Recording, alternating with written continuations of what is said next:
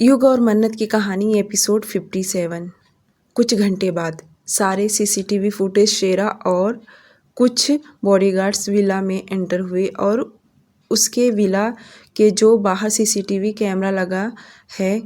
First उन्होंने वह video देख लिया, उसके बाद आगे एक एक फुटेज चेक करने लगे। सेकंड पेन ड्राइव युग ने अपने लैपटॉप में लगाया। मन्नत गेट से बाहर निकली दूर जा चुकी थी। वह रोते रास्ते पर चलती जा रही थी और अपने हाथों से अपने आंसू साफ किए जा रही थी। कुछ दूरी पर जाने के बाद वह रोड पर बने लकड़ी के बेंच पर बैठकर कड़कती धूप में काफ़ी देर तक रोती रही। वह खुद में ही बड़बड़ाए भी जा रही थी। पता नहीं उसने खुद के लिए क्या डिसीजन लिया और वह रिटर्न विला की तरफ जाने लगी। उसे 2-4 ही कदम बढ़ाए होगी कि वापस कुछ सोचकर वह पीछे मुड़ गई और सीधा जाने लगी। युग अच्छे से देख सकता था कि मन्नत कितनी हाँफते हुए रास्ते पर चल रही थी।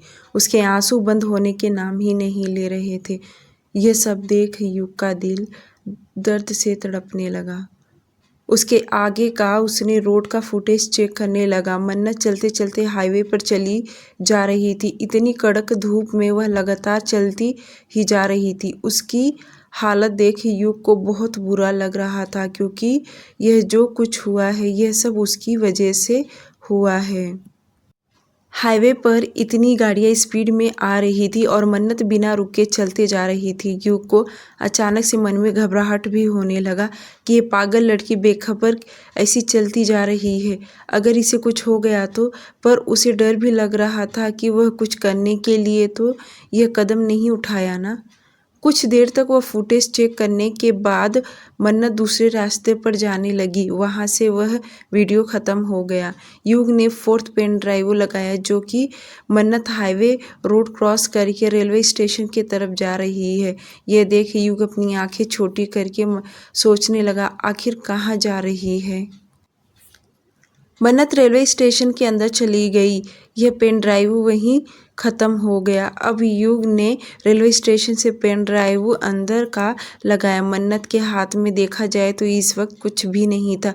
उसने टिकट न निकाला न कुछ भी निकाला।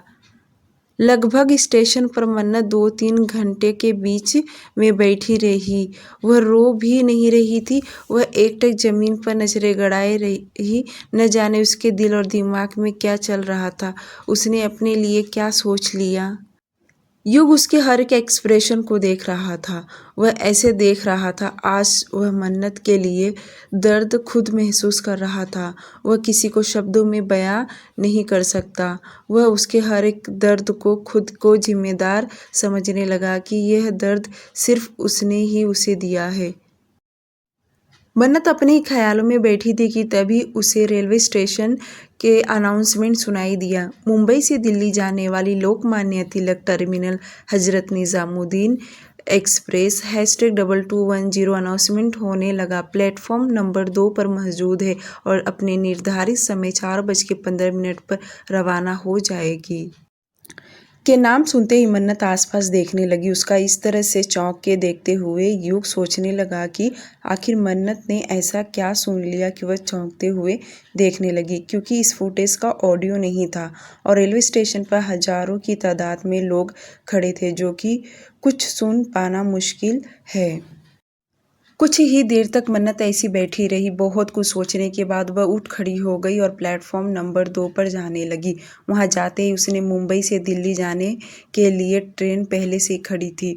वह ऐसे ही अपने हाथों को आपस में मसलते हुए बहुत कुछ सोच समझकर वह ट्रेन में अपने कदम रख दिए।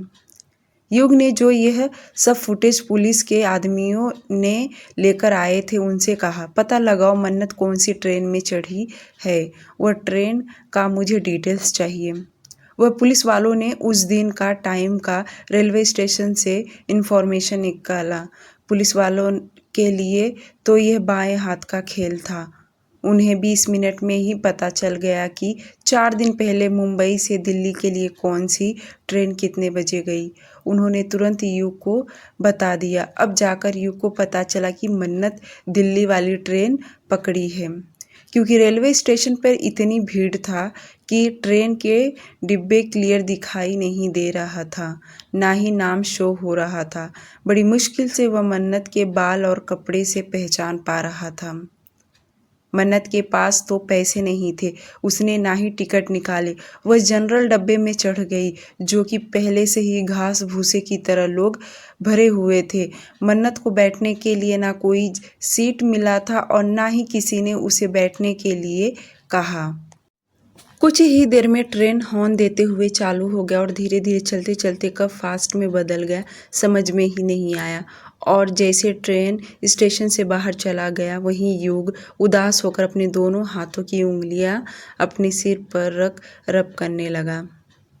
युग सच में बहुत उदास हो गया था। वह अपने दोनों हाथ से अपने सिर पर रखा था और अपनी आंखें बंद किया था। इस वक्त कोई उसे कुछ कह नहीं सकता, ना ही उसकी तकलीफ कोई पूछ सकता और ना ही युग किसी को अपनी तकलीफ शेयर करेगा, यह हर कोई जानता था। करीब 10 मिनट तक युग ऐसे ही बैठा रहा और अचानक से आंखें खोल अपना सिर ऊपर उठाया और शेरा की तरफ देख कहा, प्राइवेट जेट रेडी करो, मुझे 1 घंटे के अंदर जेट चाहिए। शेरा ने अपना सिर हाँ में हिलाकर यस बॉस बोलकर वहाँ से चला गया। उसके जाते ही युग सोफे से उठ खड़ा हुआ और सीढ़ियों से तेजी से चलते हुए अपने कमरे में आया। कहने को उसका शरीर यहाँ था, पर उसका दिल दिमाग सब कुछ मन्नत पर अटका हुआ था। उसने जैसे मन्नत को ट्रेन में चढ़ते हुए देखा था, उसका ऐसा लग रहा था कि जैसे वह भी अभी तुरंत उसके पीछे पहुंच जाए, उसे रोक ले।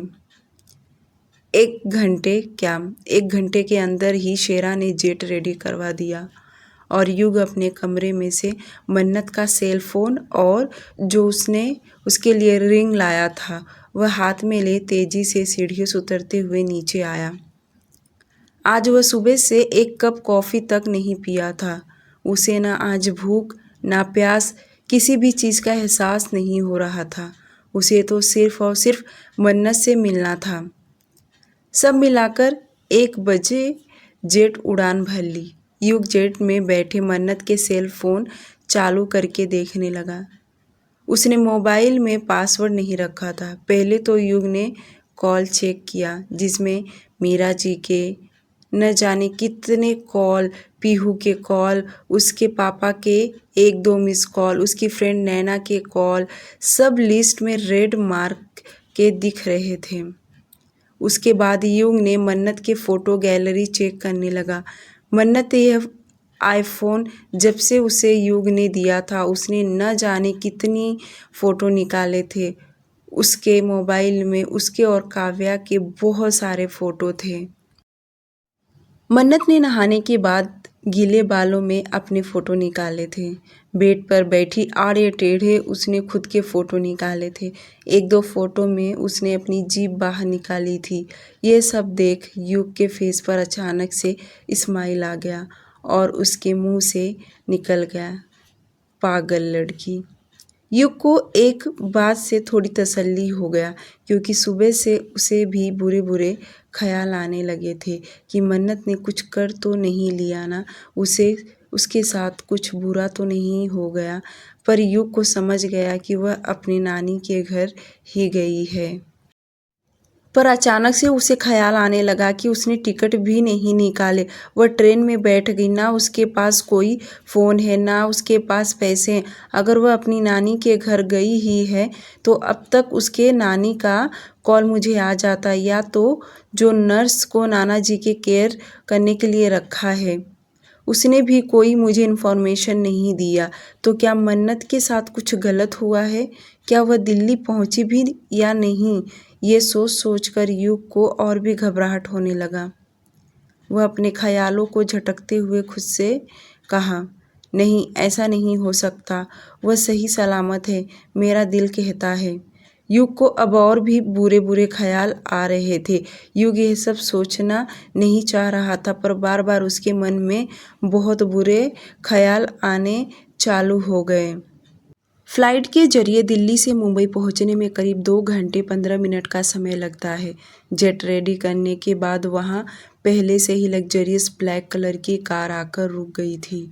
यह सब पहले ही शेरा ने कॉल करके सब अरेंज करवा लिया था। युग जेट से बाहर उतरा और तेज कदम भरते हुए कार के पास पहुंचा। शेरा ने कार का दरवाज़ा खोला। युग उस कार के अंदर बैठ गया। उन दो कार आगे तो दो कार पीछे और बीच में युग की कार तुरंत वहां से चालू हो गया। युग ने रास्ते में बहुत सोचा कि नानी को कॉल लगाए या उस नर्स को कॉल लगाकर पूछे, पर कुछ सोचकर उसने नहीं पूछा। वह सोचा कि अगर अभी कॉल कर लिया तो मन्नत को अगर पता चल गया कि मैं आ रहा हूँ तो वह कुछ अलग कदम ना उठा ले। इसलिए युग ने सोचा कि वह बिना बताए ही मन्नत को सरप्राइज़ देगा। वहाँ से मिर्ज़ापुर जाने के लिए समय लग गया। जैसे जैसे युग करीब जा रहा था, युग की धड़कनें और तेज़ी से धड़कते जा रहा था।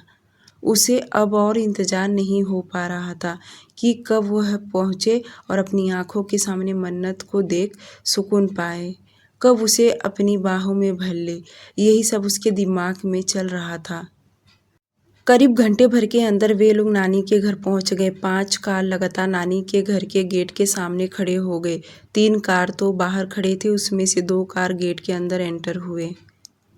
नानी कार की आवाज़ सुनकर घर में से बाहर निकली। वह अपनी धुंधली आंखों से पहले दूर से देख रही थी कि कौन आया है और वह आगे चलने लगी। तभी कार में से युग बाहर निकला। निकलते ही वह भी आगे बढ़ने लगा। युग को देखकर नानी वहीं रुक गई और युग आगे चलते गया और नानी के पास पहुंचकर वह झुककर पहले उनके पैर छुए। नानी ने युग के सिर पर हाथ रखकर आशीर्वाद दिया। युग सीधे खड़ा हुआ। नानी ने तुरंत युग को पहचान गई, क्योंकि कुछ महीने पहले ही युग यहाँ आकर रहकर गया है और उनकी इतना केयर भी किया है। वह कैसे भूल सकती हैं। और युग हमेशा उनसे कॉल पर बातें किया करता है और कई दफ़ा तो उसने वीडियो कॉल पर भी बातें किया है। नानी बूढ़ी तो हो गई थी, पर वह इस बूढ़ी हालत में भी वह युग को अच्छे से पहचान रही थी। नानी युग के दोनों हाथ पकड़ते हुए कहा, जमाई बाबू आप यहाँ। युग अपनी नज़रें चारों तरफ घुमाए जा रहा था कि मन्नत कहाँ है। अब उसे एक पल एक सेकंड रहा नहीं जा रहा था मन्नत को देखने के लिए। तभी युग की नज़र रस्सी पर टंगे कपड़े पर गया। यह कपड़े किसी और के नहीं बल्कि मन्नत के थे, जो युग ने तुरंत पहचान लिया। युग को लग रहा था कि मन्नत अंदर कमरे में है। वहीं नानी ने युग को अंदर आने के लिए कहा। युग नानी के साथ तेजी से अंदर चला गया। उसके सभी गार्ड्स बाहर ही खड़े थे। सिर्फ शेरा का कार गेट के अंदर था, बाकी 3 कार बाहर ही पार्क हुए थे। युग जैसे अंदर गया कि उसे वह सारे पल याद आने लगे जब वह पहली बार मन्नत के लिए यहाँ आया था। वही लकड़ी की कुर्सी, वही टेबल जब वह फर्स्ट टाइम आया था और मन्नत यहीं बैठकर चाय और पकौड़े खा रही थी और टीवी भी चालू ही था। नानी ने युग से कहा, बेटा मैं आपके लिए पानी लेकर आ रही हूँ और बाकियों को भी कह दीजिए कि अंदर आकर बैठे।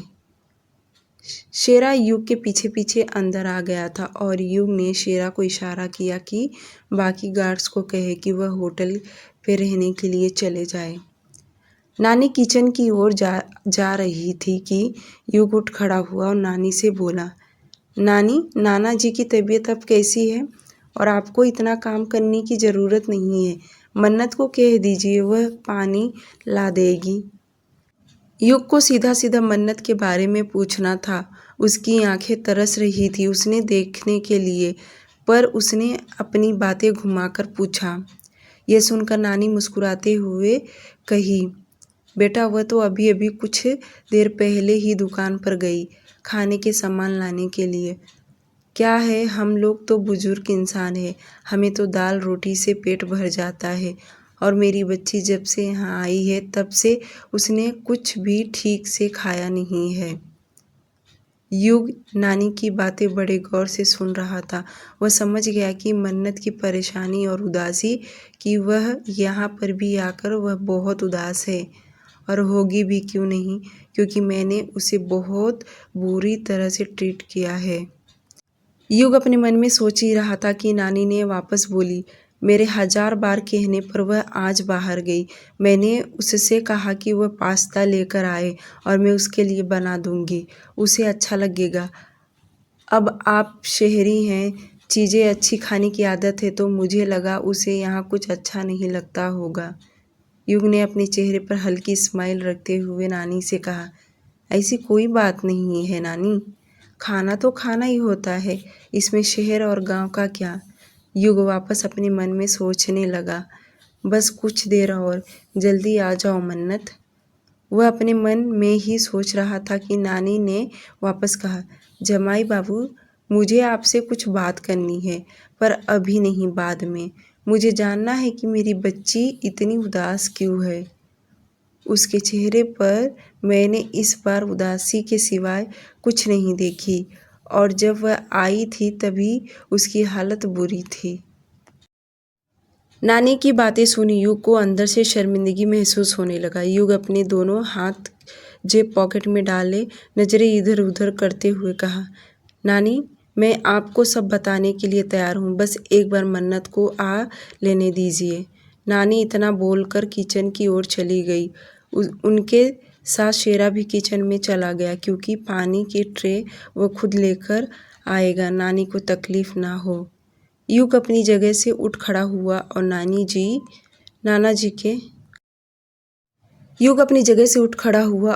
जी के कमरे में चला गया। अब नाना जी की तबीयत पहले से काफ़ी अच्छा था। वह सभी को देख रहे थे, पहचान भी रहे थे। युग उन्हीं के पास बैठ गया। युग ने नाना जी के पैर छूकर नमस्ते किया और साइड के टेबल पर जो उनके हॉस्पिटल डॉक्यूमेंट थे वह हाथ में लेकर देखने लगा। तो पहले तो उनकी तबीयत में काफ़ी सुधार आ चुका था, यहाँ तक कि नाना जी युग को देखकर मुस्कुरा भी रहे थे, पर वह क्लियर बातें नहीं कर पा रहे थे। वह बिस्तर पर एक ही जगह लेटे हुए थे। वही मन्नत अपने हाथों में प्लास्टिक लेकर धीरे धीरे घर के आ ही रही थी। उसने दूर से अपने घर के गेट के पास कार रुके हुए देख लिया। वह अच्छे से समझ नहीं पा रही थी कि उसके घर के पास किसकी गाड़ी आकर रुका है। वह धीरे धीरे आगे चलती गई, पर जब उसने गौर से देखा, एक कार, 2 कार, 3 कार, कार के बाहर एक गार्ड मोबाइल हाथ में लिए बात कर रहा था। उसे देख मन्नत समझ गई यह कोई और नहीं बल्कि युग आया है। उसके पैर वहीं जम से गए। वह एक भी कदम आगे नहीं बढ़ा पा रही थी। वह 2 मिनट ऐसे ही खड़ी रही। वहीं गार्ड्स फ़ोन पर बातें कर रहा था। उसका ध्यान मन्नत की तरफ बिल्कुल भी नहीं था।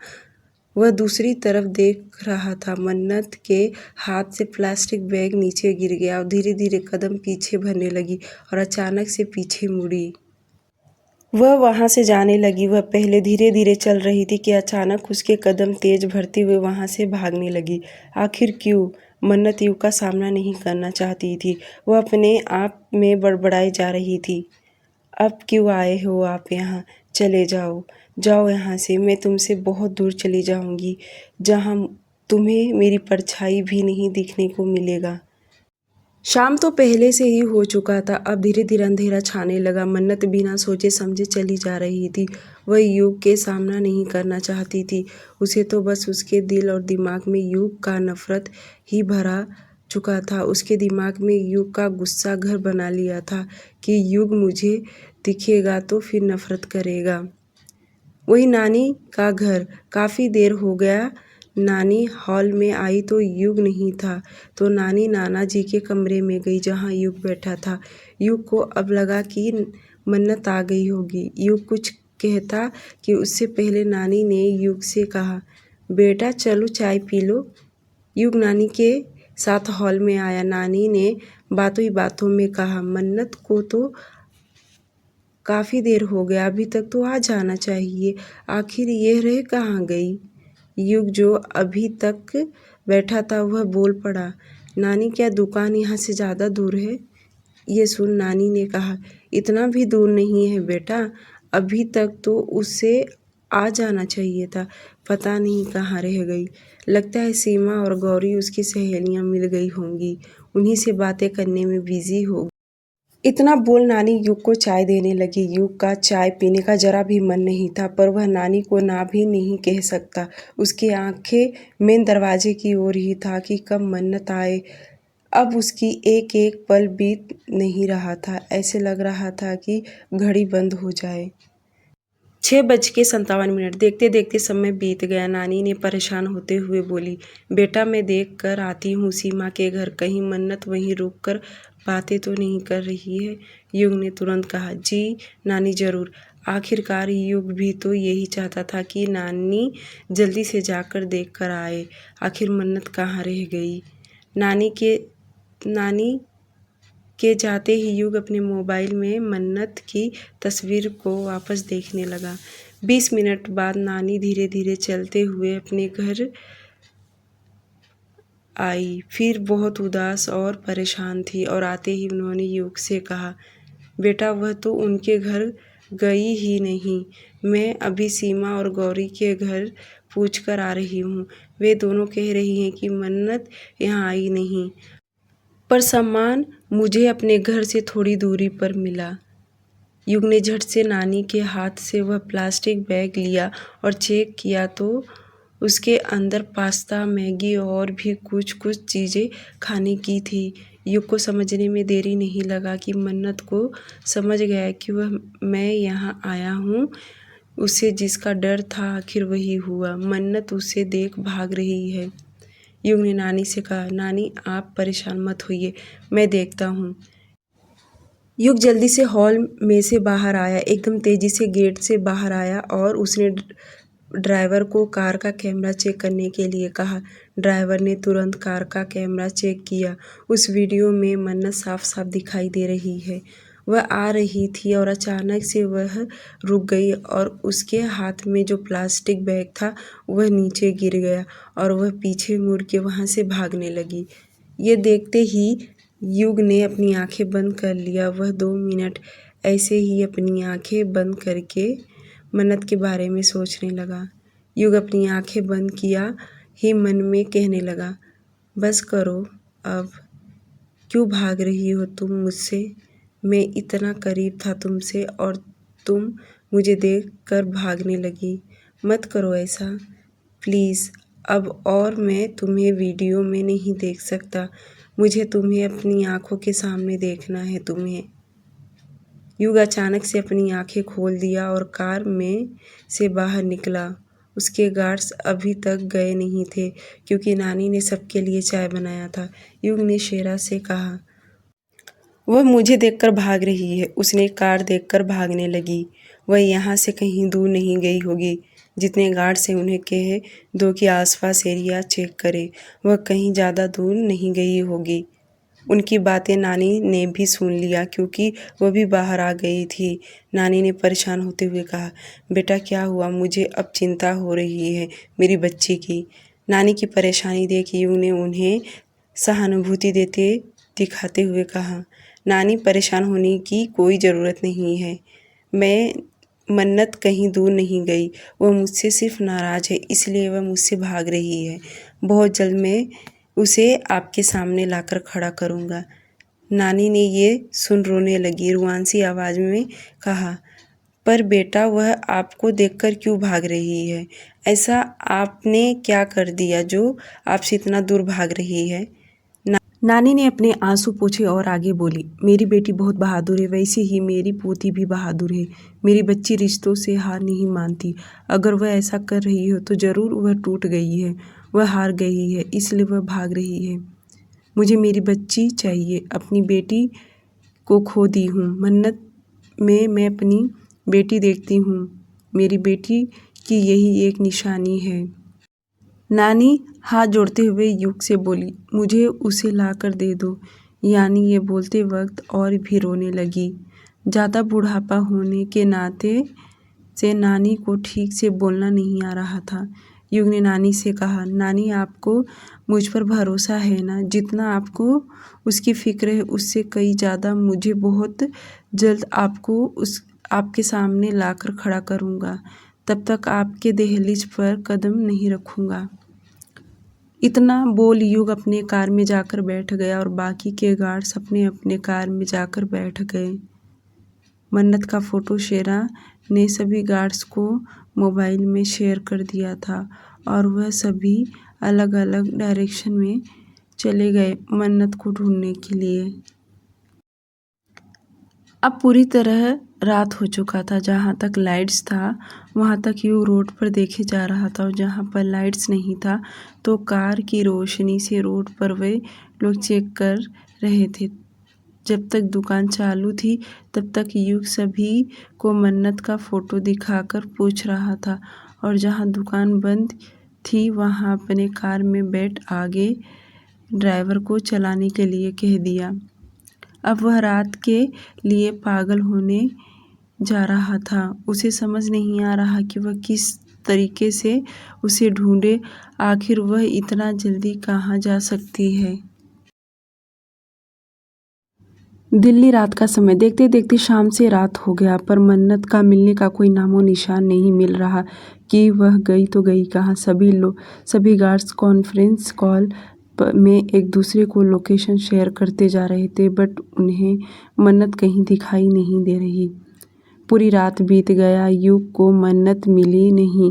उसने आसपास के सारे इलाके छान मारा। युग मन में सोचने लगा, इतनी जल्दी वह कहाँ जा सकती है। क्या किसी के घर ठहर गई या किसी के घर में छुप कर बैठी है। अब युग सुबह होने का इंतजार कर रहा था कि वह आसपास के एरिया में हर एक घर में चेक करेगा। पूरी रात युग रोड के चप्पे चप्पे देख लिया, होटल ढाबा आसपास के सभी चेक कर लिया पर उसे मन्नत नहीं मिली क्योंकि पूरी रात यूं ही कट गया। सुबह का समय। गांव में सुबह सुबह सब लोग उठकर खेती बाड़ी का काम करने अपने धंधे पर लग जाते हैं। युग सुबह 4 बजे से वापस मन्नत को ढूंढना चालू कर दिया। वह पूरी रात कार में बिताया था। उसके मन में तरह तरह के मन्नत को लेकर ख्याल भी आ रहे थे। देखते देखते पूरी तरह उजाला हो गया। अब युग अपने गार्ड्स को कह दिया कि फ़ोटो लेकर आसपास के इलाके में हर किसी के घर पर जाकर मन्नत का फ़ोटो दिखा के इंक्वायरी करे। युग का ऑर्डर पाकर सभी गार्ड्स उसे ग्रीट करके वहां से मन्नत के तलाश में चले गए। युग वापस भटकना चालू कर दिया। गांव होने के नाते कहीं उसे सीसीटीवी फुटेज भी नहीं मिल रहा था। जैसे उसने मुंबई में सीसीटीवी फुटेज के जरिए जल्दी से मन्नत का पता लगा लिया था पर यहाँ उसे कोई कैमरा नहीं दिख रहा। युग गांव से बाहर निकल गया था। फिर उसने कुछ सोचकर वापस अंदर आया ताकि कोई दुकान हो जहां से कैमरा हो ताकि मन्नत का पता चल सके कि मन्नत इस रास्ते से गुजरी है या नहीं। युग गांव के रोड पर जितने सारे दुकान थे शेरा से कहा कि चेक करो कि इस दुकान में सीसीटीवी कैमरा लगा है या उनके दुकान के बाहर लगे रहेंगे जिससे उसे चेक करने में हमें आसानी हो जाएगा। युग के कहने पर शेरा हर एक दुकान में जाकर पूछ रहा था। वहाँ बहुत छोटे छोटे दुकान थे और उन्होंने शेरा को हंसते हुए कहा कि हमें इन सब की ज़रूरत नहीं पड़ता है इसलिए हमने नहीं लगाया। छोटे कपड़े के दुकान, सलून के दुकान या किराने के दुकान उन लोगों ने सीसीटीवी कैमरा नहीं लगाया था। पर थोड़ा आगे जाकर शेरा ने देखा एक ज्वेलरी शॉप था जो कि बहुत लेट चालू हुआ। उनके बाहर कैमरा लगा था। शेरा शॉप में जाकर उन्हें डिटेल्स में सब कुछ बताया तो वह शॉप के ऑनर ने उन्हें थोड़ी देर वेट करने के लिए कहा क्योंकि उनका बेटा अभी आया नहीं था। थोड़ी देर के बाद उनका बेटा आया। उसके आते ही उसने कैमरा चेक किया। शेरा शाम का ही वक्त बोला था चेक करने के लिए जिससे उसे इजी हो गया चेक करना और उसमें साफ दिख रहा था कि मन्नत वह रोड पकड़ के आगे जा रही है। युग ने शेरा से कहा, इसका मतलब वह गांव में नहीं है। हमने खामखा इतना टाइम वेस्ट कर दिया। हमें गांव से बाहर जाकर उसे चेक करना चाहिए। वे दोनों कार में जाकर बैठ गए और गांव से बाहर निकल गए और गार्ड्स को भी कह दिया कि वह यहाँ पर टाइम ना वेस्ट करे। युग का चेहरा पूरी तरह मुरझा गया था। उसे समझ नहीं आ रहा कि वह कैसे मन्नत का पता लगाए। वह परेशान होने लगा था। उसका दिमाग अब धीरे धीरे ब्लैंक होने लगा। वह कल से कुछ भी ठीक तरह से खाया नहीं था।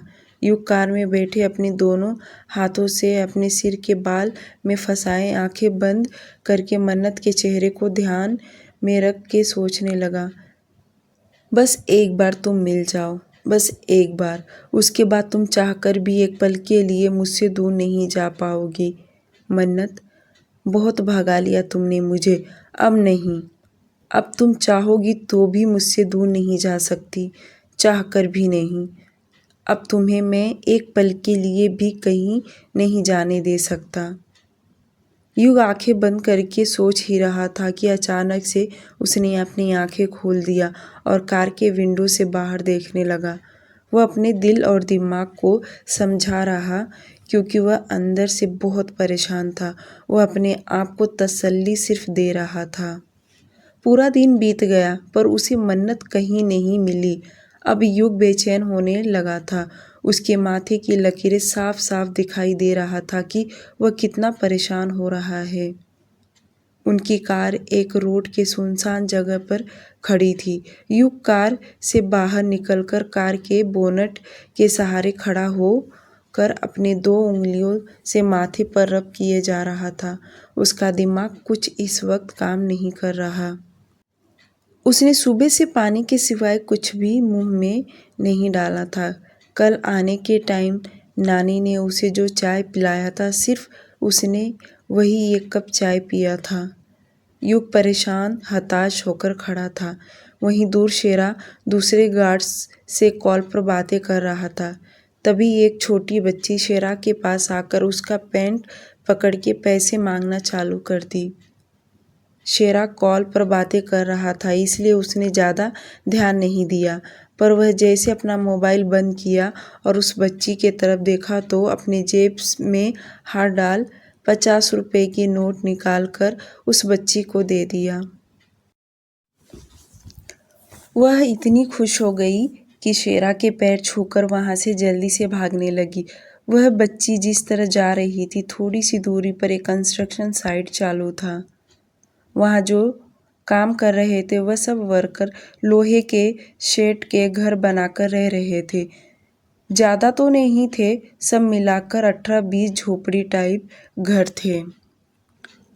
शेरा युग के पास जाकर खड़ा हुआ। शेरा को देखकर युग कार में बैठने जा रहा था कि शेरा कुछ सोचकर कहा, बॉस एक बार मैं यहाँ चेक कर लेता हूँ। युग पहले से ही फ्रस्ट्रेटेड था और शेरा की बातें सुन थोड़ा रफली वाइज में बोला, तुम्हें यहाँ क्या दिखाई दे रहा है जो तुम चेक करने जाओगे इन झोपड़ियों में? तुम्हें लगता है वह यहाँ रहेगी? हमें टाइम वेस्ट नहीं करना चाहिए, चलो कार स्टार्ट करो। शेरा रिक्वेस्ट करते हुए कहा, बॉस एक बार, बस एक बार चेक कर लेता हूँ। हमने सारी जगह तो चेक कर ही लिया है, बस एक बार चेक कर लेने दीजिए। ये सुन युग को और भी गुस्सा आने लगा और वह कड़क आवाज़ में बोला, शेरा मेरा टाइम वेस्ट मत करो। मैं नहीं चाहता हूँ कि मेरा गुस्सा तुम पर निकले, इसलिए बिना वक्त गंवाए चलो यहाँ से, दूसरी जगह उसे ढूंढेंगे। शेरा अपना सिर झुकाए ही कहा, आप जो सज़ा देंगे मैं उसे भुगतने के लिए रेडी हूँ, सिर्फ एक बार मैं तसल्ली के लिए चेक कर लेता हूँ। युग भी मजबूर था, वह क्या ही कह सकता है, आखिर वह उसकी बीवी के लिए इतना रिक्वेस्ट कर रहा है। युग ने बस एक ही लाइन बोला, जल्दी आना, मुझे लेट पसंद नहीं। शेरा वहीं रोड पकड़ के अंदर जाने लगा। युग कार के बोनट के सहारे खड़ा होकर अभी भी उसी तरफ देख रहा था जिस तरफ शेरा जा रहा है। शेरा आगे जाकर एक बूढ़े इंसान से मन्नत की तस्वीर दिखा के पूछा, क्या यह लड़की आपको यहाँ आसपास में दिखाई दी? बूढ़े इंसान ने उस मोबाइल को पकड़कर बड़े गौर से देखने लगा और एक लड़के को आवाज़ देकर बुलाया जिसका उम्र 17-18 साल होगा। वह लड़का फुटबॉल खेल रहा था और बूढ़े इंसान की आवाज़ सुनकर वह आया। उस लड़के ने जब मन्नत का फ़ोटो देखा तो बड़े ध्यान से देख वह लड़का अपनी नज़रें तस्वीर में गड़ाए ही बोला, आप इन्हें ढूंढ रहे हैं? इन्हें मैं कल रात को यहाँ 4-5 घर छोड़कर तो देखा था। शेरा उत्साहित होकर उस बच्चे से वापस पूछा, तुमने कहाँ देखा इन्हें? वह लड़के ने अपने माथे को खुजाते हुए कहा, अंकल रात को ना वहाँ पर बहुत लोग जमा हो गए थे, तभी मैंने उन्हें देखा था। शेरा ने उस बच्चे के कंधे पर हाथ रख के बोला, क्या मुझे वहाँ लेकर जा सकते हो? जब उस लड़के ने अपने हाथ उठाकर इशारा किया तो दूर खड़ा युग उन लोगों का कन्वर्जेशन नोटिस करने लगा और अचानक से उसकी दिल धक धक करने लगा। उसके मन में ख्याल आने लगा, क्या ये लोग मन्नत के बारे में बात कर रहे हैं जो शेरा इतना सीरियस होकर उन लोगों से कन्वर्जेशन कर रहा है? युग भी स्पीड में अपना कदम उसी तरफ बढ़ाने लगा। शेरा ने नोटिस कर लिया कि उसके बॉस उसी तरफ आ रहे हैं और शेरा जिस कॉन्फिडेंस के साथ खड़ा था, युग उसका कॉन्फिडेंस देख समझ गया क्योंकि इतने सालों से शेरा युग का लेफ्ट राइट हैंड है। वह उसके नज़र हाव भाव सब समझ जाता है। शेरा की नज़र देखकर ही युग समझ गया कि मन्नत यही है। अभी युग की धड़कनें तेजी से धड़कने लगा। युग के चेहरे पर चमक आ गया। शेरा ने युग से कहा, बॉस ये बच्चा हमें लेकर मैम के पास जाएगा। वह लड़का आगे आगे चलने लगा। उसके पीछे युग शेरा दोनों जाने लगे। 5-6 घर छोड़कर ही वह बच्चा जाकर वहाँ रुक गया और अपनी उंगली का इशारा देकर घर बताया जो लोहे के शेड का बना हुआ था, बहुत छोटा था। वह बच्चे ने अपने लैंग्वेज में बातें करते वह आंटी को बाहर बुलाया। उसे घर में से एक औरत बाहर निकली जो कि उसके शरीर पर जो उसने कपड़े पहने थे उससे पता चल रहा था कि वह कोई बंजारन है। वह लड़के ने शेरा से कहा, आप इन्हें वह फ़ोटो दिखा दीजिए। शेरा अपने मोबाइल का फ़ोटो वह आंटी को दिखाया। वह आंटी को हिंदी समझ में नहीं आ रहा था जिसके चलते वह बच्चा उन्हें समझा रहा था। वह आंटी ने अपने भाषा में वह बच्चे से कहा, अंदर है। और जब वह बच्चा शेरा से हिंदी में कहा, ये दीदी अंदर हैं। अब क्या ही था, ये सुन युग के जो कलेजे को ठंडक मिला था, शायद उसकी लाइफ का ये पहली बार इतना प्राइसलेस था। शेरा ने अपने बॉस को हाथ से इशारा किया अंदर जाने के लिए। सब लोग साइड हो गए। युग अंदर गया। मन्नत इस वक्त चुपचाप जमीन पर बैठी थी। उसने अपना मुंह दोनों घुटनों के बीच में छुपा के रखा था क्योंकि उसे हल्की हल्की नींद आ रहा था और उसके हाथ में एक रोटी थी जो कि वह आंटी उसे खाने के लिए देकर गई थी और एक छोटे से प्लेट में चटनी के साथ कोई सूखी आलू की सब्जी थी। उस घर का जितना जगह था उतना जगह तो युग के कार का जगह ले लेता है। मन्नत ने जैसे अपने सामने ब्लैक कलर का शूज़ देखा, वह अपनी नज़र उठाकर ऊपर देखी। वह झट से उठकर खड़ी हो गई। मन्नत जब अंदर थी और बाहर से कुछ लोगों की आवाज़ आ रहा था पर वह समझ नहीं पाई क्योंकि युग और शेरा ने कुछ कहा ही नहीं था और उनकी आवाज़ अंदर नहीं आया, इसलिए उसने ज़्यादा ध्यान नहीं दिया। युग मन्नत के हाथ में देखा जो एक पतली सी छोटी सी रोटी थी। अभी तक मन्नत ने खाना स्टार्ट नहीं किया था, सिर्फ उसने अपने हाथ में ली थी। अपनी आँखों से आज मन्नत की यह हालत देख युग के सीने में जो दर्द हो रहा था वह शायद ही कभी भूल पाए। मन्नत जो खड़ी हो गई थी। वहीं यूं घुटने के बल जमीन पर बैठ गया और मन्नत के कमर को अपने दोनों हाथों से पकड़ खुद के बाहों में जकड़ लिया और उसके मुंह से सिर्फ एक ही शब्द निकला, सस सस सॉरी सॉरी मन्नत। डियर लिसनर, आज के लिए सिर्फ इतना ही। और आप लोगों को पता है 56, 57, 58 एपिसोड लिखने में मैं खुद ही इमोशनल हो गई थी, बल्कि रो दी थी। चलो मिलते हैं नेक्स्ट एपिसोड में बहुत जल्द। Bye bye.